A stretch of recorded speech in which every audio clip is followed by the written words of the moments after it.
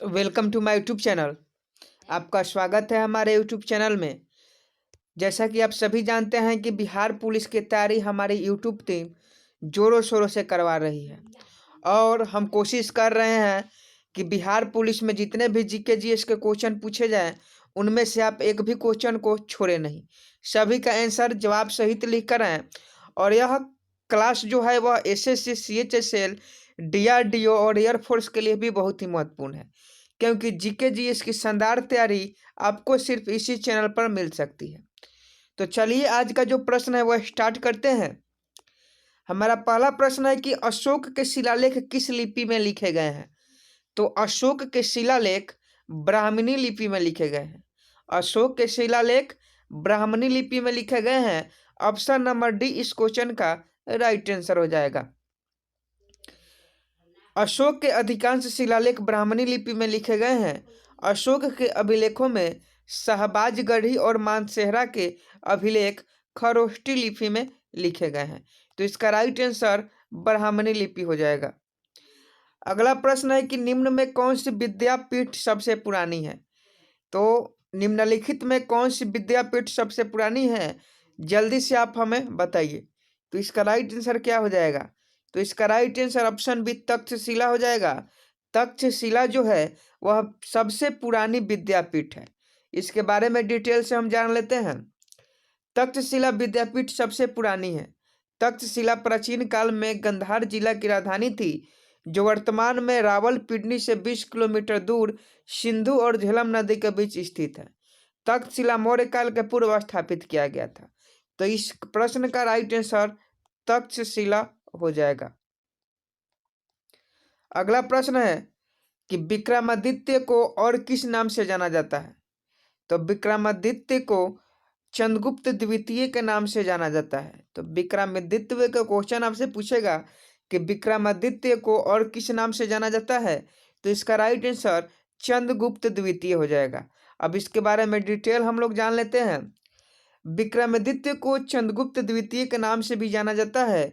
चंद्रगुप्त द्वितीय की माता का नाम दत्त देवी तथा यह युग गुप्त काल का स्वर्ण युग के नाम से जाना जाता है। तो यहाँ से क्वेश्चन बनता है कि स्वर्ण युग किसके शासनकाल को कहा जाता है? तो यह चंद्रगुप्त द्वितीय के शासनकाल को स्वर्ण युग की संज्ञा दी गई है। तो आप इसे याद रखिएगा, क्वेश्चन यहाँ से पूछ सकता है। अगला है कि अजंता की गुफाएं किस काल में निर्मित की गई थी? तो अजंता की गुफाएं किस काल में निर्मित की गई थी? आपके पास चार ऑप्शन है। आप जल्दी से इस क्वेश्चन का राइट आंसर बताइए कि अजंता की गुफाएं किस काल में निर्मित की गई थी। तो इसका राइट आंसर क्या हो जाएगा? तो इसका राइट आंसर आपका गुप्त काल हो जाएगा। अजंता की गुफाएं जो थी वह गुप्त काल में निर्मित की गई थी। चलिए इसके बारे में डिटेल से हम जान लेते हैं। अजंता की गुफाएं गुप्त काल में निर्मित की गई थी। अजंता की गुफा बौद्ध धर्म के चित्रण से संबंधित है। अजंता के पहली व दूसरी गुफा में चित्र 7वीं शताब्दी ईसा के हैं। अगला प्रश्न है कि एहोल शिलालेख किससे संबंधित है? एहोल शिलालेख किससे संबंधित है? 25 नंबर क्वेश्चन का अगर आप आंसर जानते हैं तो आप हमें जल्दी से कमेंट बॉक्स में बताइए। और जो लोग अभी तक वीडियो को लाइक नहीं किए वो लाइक जरूर करें, क्योंकि आपके लाइक करने से ही हमारा मनोबल बढ़ता है। और बिहार पुलिस में जीके जीएस हम आपको इतना मजबूत करवा देंगे परीक्षा से पहले कि जीके जीएस में आपको कहीं भी कमजोरी नजर नहीं आएगी। तो आप इस वीडियो को देखें, हम जो भी वीडियो अपलोड कर रहे हैं उसको देखें। और लाइव जब टेस्ट होता है, लाइव भी टेस्ट होता है, तो लाइव जब टेस्ट होता है आप टेस्ट आकर दीजिए। तो एहोल शिलालेख किससे संबंधित है? तो एहोल शिलालेख जो है वह पुलकेशिन द्वितीय से संबंधित है। एहोल शिलालेख पुलकेशिन द्वितीय से संबंधित है। एहोल शिलालेख पुलकेशिन द्वितीय से संबंधित है। रविकृति ने एहोल प्रशस्ति की रचना की थी। यह लेख संस्कृत भाषा में लिखा गया है। इस शिलालेख में पुलकेशिन द्वितीय के विजय की विस्तृत वर्णन किया गया है। अगला प्रश्न है कि किसके शासनकाल में वेनसंग भारत आया था? तो इसका राइट आंसर आप जल्दी से बताइए कि किसके शासनकाल में वेनसंग भारत आया था। बहुत ही इंपॉर्टेंट क्वेश्चन है और यहाँ से क्वेश्चन आपके एग्जामों में देखने को मिलते हैं। और लाइक अभी तक नहीं किया है तो जल्दी से लाइक कीजिए। इतने लोग देख रहे हैं और लाइक बहुत कम है, तो लाइक को आप लोग जल्दी पूरा कीजिए।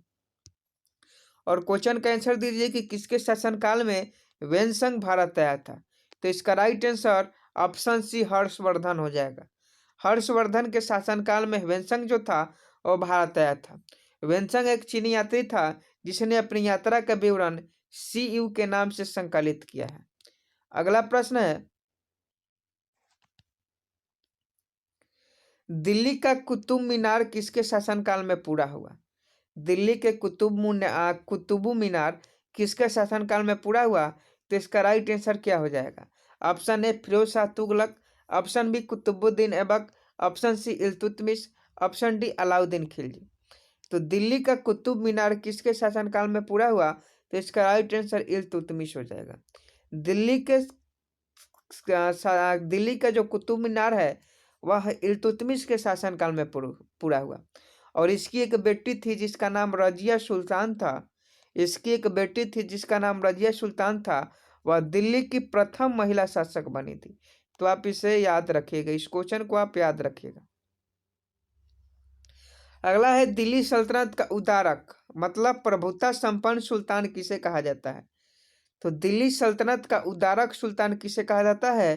तो इसका राइट आंसर क्या हो जाएगा। जानते हैं तो जरूर बताइए, क्योंकि दिल्ली सल्तनत से आपके एग्जाम में क्वेश्चन पूछे जाएंगे। तो आप जल्दी से बताइए कि दिल्ली सल्तनत का उदारक सुल्तान किसे कहा जाता है। तो इसका राइट आंसर आपका क्या हो जाएगा।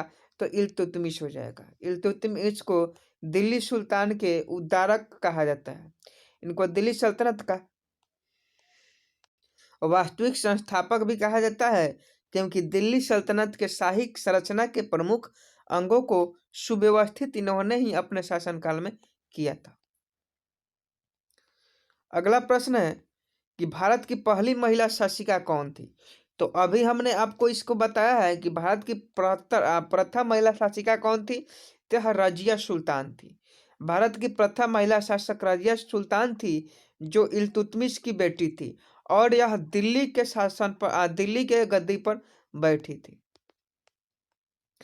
भारत की पहली महिला शासिका रजिया सुल्तान गुलाम वंश की शासिका थी तथा यह इल्तुतमिश की बेटी थी। इन्होंने 1236 ईस्वी से 1236 ईस्वी से 1240 ईस्वी तक शासन किया, मतलब 4 साल तक इसने शासन किया।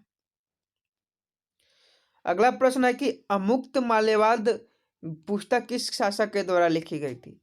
तो अमुक्त माल्यवाद पुस्तक जो था वह कृष्णदेव राय के द्वारा लिखा गया था।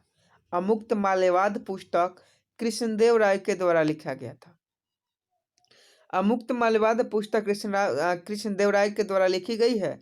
कृष्णदेव राय के राज दरबार में 8 सर्वश्रेष्ठ कवि थे, जिसमें अष्ट दिग्गज के नाम से जाना जाता है। कृष्णदेव राय बाबर के शासनकाल के समय थे। तो इसका राइट आंसर कृष्णदेव राय हो जाएगा। अब बताना है कि पानीपत का प्रथम युद्ध कब हुआ। तो पानीपत का प्रथम युद्ध कब हुआ, आप जल्दी से बताइए। बहुत इजी क्वेश्चन है और बार बार आपसे एग्जाम में पूछता है। तो आप जल्दी से बताइए कि पानीपत का प्रथम युद्ध कब हुआ। जल्दी से बताइए कमेंट करके, और लाइक को बढ़ाते रहिए, अंगूठे का इस्तेमाल कीजिए, लाइक कीजिए। और जो लोग चैनल पर नए हैं उस चैनल को सब्सक्राइब भी कर लें। तो पानीपत का प्रथम युद्ध 15 अप्रैल 1526 ईस्वी में हुआ था। पानीपत का प्रथम युद्ध 15 अप्रैल 1526 ईस्वी में हुआ था। यह युद्ध बाबर और इब्राहिम लोदी के बीच हुआ था, जिसका परिणाम में बाबर की विजयी हुई और इब्राहिम लोदी मारा गया। बाबर भारत में पहला मुगल बादशाह था। बाबर ने एक पुस्तक तुझके ए बाबरी लिखी थी।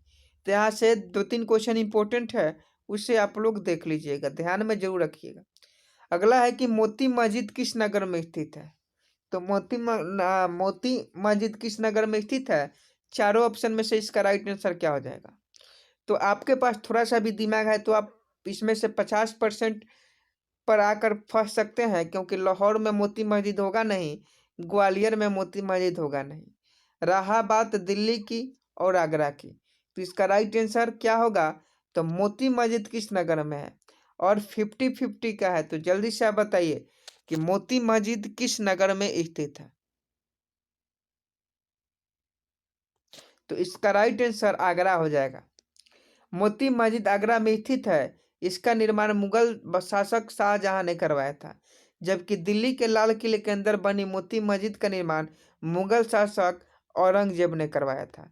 तो दिल्ली के लाल किले के अंदर भी मोती मस्जिद है और आगरा में भी मोती मस्जिद है। अगला एक लड़ाकू पेशवा के नाम से किसे जाना जाता है? लड़ाकू पेशवा के नाम से किसे जाना जाता है? आपके पास चार ऑप्शन है। ऑप्शन ए बाजीराव प्रथम, ऑप्शन बी बाजीराव द्वितीय, option C Shivaji Rao, option D Balaji Vishwanath.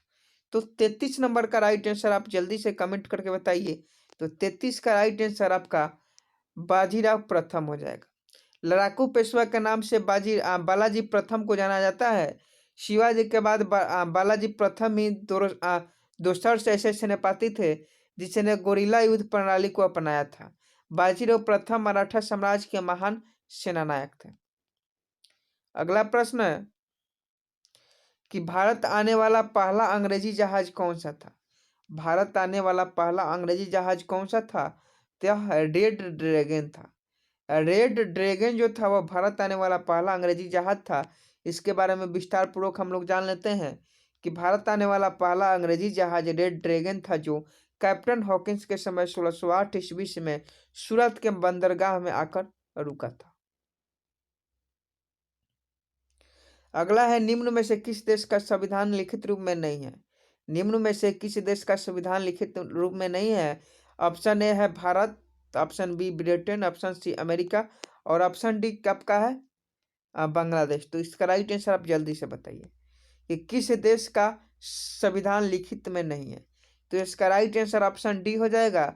Option D में बांग्लादेश है और यही आपका राइट आंसर हो जाएगा। सॉरी दोस्तों, इसका राइट आंसर बी हो जाएगा ब्रिटेन, क्योंकि ब्रिटेन देश का संविधान लिखित रूप में नहीं है। बाकी भारत, अमेरिका और बांग्लादेश का संविधान लिखित रूप में है। तो इसका राइट आंसर ब्रिटेन हो जाएगा। अगला है कि डॉक्टर राजेंद्र प्रसाद को संविधान सभा का अस्थायी अध्यक्ष कब नियुक्त किया गया? क्वेश्चन बहुत इंपॉर्टेंट है। यहाँ से क्वेश्चन पूछता है कि संविधान सभा का अस्थायी अध्यक्ष कौन थे? तो डॉक्टर राजेंद्र प्रसाद थे। और आपके बिहार होमगार्ड का जो एग्जाम हुआ था उसमें पूछा था कि संविधान सभा के प्रारूप समिति का अध्यक्ष कौन थे? तो डॉक्टर भीमराव अंबेडकर उसका राइट आंसर हो जाता है। तो ऐसे ऐसे क्वेश्चन आपके बिहार पुलिस में पूछे जाते हैं, तो आपको इसे याद रखना चाहिए। तो जल्दी से बताइए कि डॉक्टर राजेंद्र प्रसाद को संविधान सभा का अस्थायी अध्यक्ष कब नियुक्त किया गया है? तो इसका राइट आंसर 11 दिसंबर 1946 हो जाएगा। 11 दिसंबर 1946 को डॉक्टर राजेंद्र प्रसाद को संविधान सभा का अस्थायी अध्यक्ष चुना गया, जबकि अस्थायी अध्यक्ष के रूप में 9 दिसंबर 1946 को चुना गया था। इसके बाद डॉक्टर राजेंद्र प्रसाद भारत के प्रथम राष्ट्रपति भी बने। तो सच्चिदानंद सिन्हा को अस्थायी अध्यक्ष के रूप में चुना गया था और अस्थायी अध्यक्ष के रूप में 11 दिसंबर 1946 को डॉक्टर राजेंद्र प्रसाद को चुना गया था। अगला क्वेश्चन है कि भारतीय संविधान कब लागू हुआ था?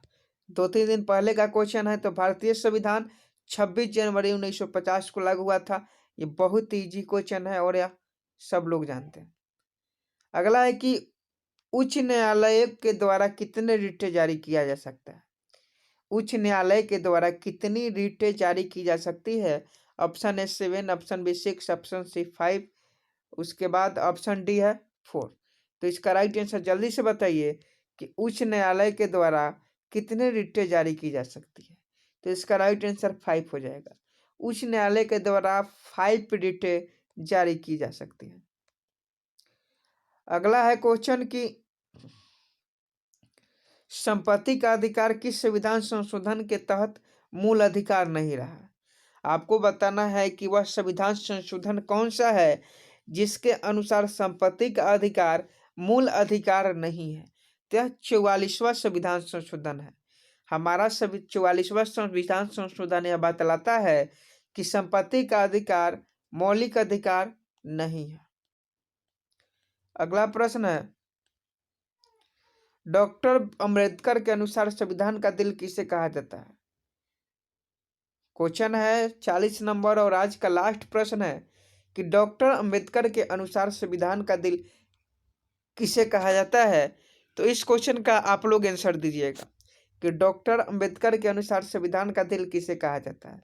तो संवैधानिक उपचारों का अधिकार को कहा जाता है। संविधान के दिल संवैधानिक उपचारों को अधिकार के कहते हैं। डॉक्टर अंबेडकर के अनुसार संविधान का दिल संवैधानिक उपचारों के अधिकार को कहा जाता है। इसे संविधान की आत्मा या दिल अनुच्छेद 32 के तहत कहा गया है, क्योंकि यह 5 प्रकार के रिटों को लागू करने की गारंटी प्रदान करता है। तो इतने ही क्वेश्चन थे, 20 क्वेश्चन थे। 20 क्वेश्चन पहले कर चुके थे और 20 क्वेश्चन आज हमने आपको करवाए। तो उम्मीद करता हूँ कि आप वीडियो को एंजॉय कर रहे होंगे और वीडियो आपको अच्छी लग रही होगी। और मैं बार-बार आपसे यही विनती करना चाहूँगा कि जो लोग अभी तक वीडियो को लाइक नहीं किए हैं, वो लाइक ज़रूर कीजिएगा, क्योंकि आपके लाइक करने से ही हमारा मनोबल बढ़ता है। और आपको बता दें कि बिहार पुलिस की अगर आप तैयारी करते हैं, तो आप निश्चित होकर हमारे वीडियो देखिए, क्योंकि जीके जीएस के क्वेश्चन कहीं से नहीं आने वाले हैं। सिर्फ हमारे जो क्लास में करवाए गए हैं क्वेश्चन, वहीं से आपके जीके जीएस के क्वेश्चन एग्जाम में देखने को मिलेंगे। आपको नहीं मालूम होगा तो जो बच्चे होमगार्ड के एग्जाम देकर आए हैं और वह हमारे अगर वीडियो देख रहे थे, तो उनसे आप पूछिए कि क्या इनके क्लास में से आया है क्वेश्चन।